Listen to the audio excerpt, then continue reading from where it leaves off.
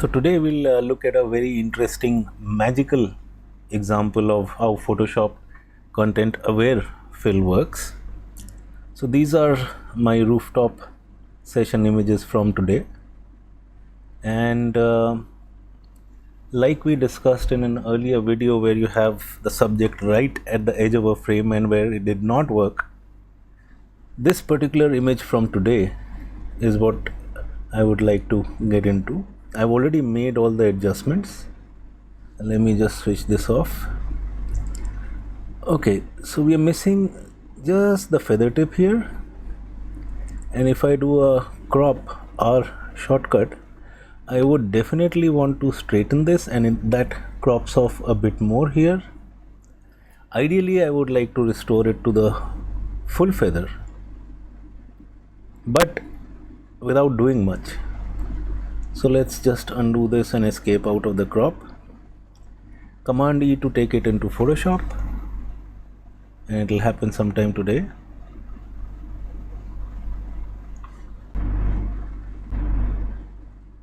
Okay, so the first thing is we make a copy just to be on the safe side. Disable this, press C for the crop tool, which is already there.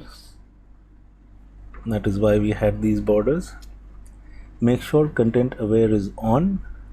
Now even though this is clipping the edge, watch what happens if I choose to make this frame larger. Press enter.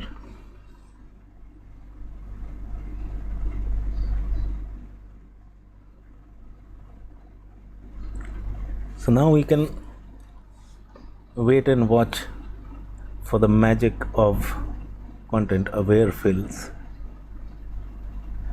This is a full frame 45 MP image from my new D850. So it does take a bit longer. Let's go into zoom. Look at that. It's perfectly managed to do that. A command 0 to move out of that. Go into crop again, and although we have this extraneous stuff here, we don't really need to bother with that, because I would want to crop that out also. And let's just straighten this up a bit, crop it even closer, and raise this up a bit more, and enter. Now since we have this, it's not a major issue. We can use almost any healing method. We'll just take the patch tool, draw a lasso around this, and just move this back, just like that.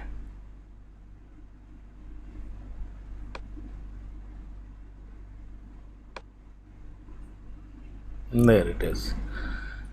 So do a command D to deselect. Maybe just pick up a spot healing brush and get these out of the way. And that's it. Without doing anything, the magic of content aware fill.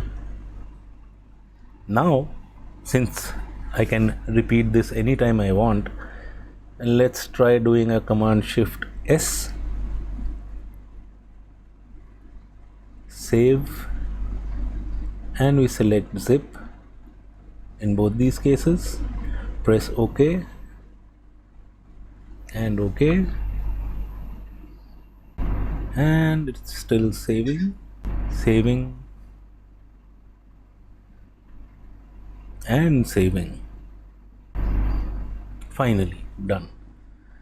So command Q to quit this, and there we have it in our Lightroom folder. So if we want, we can fine-tune the crop even more.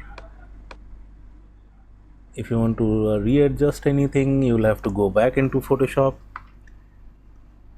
Just like that, we move from this to this in a matter of seconds.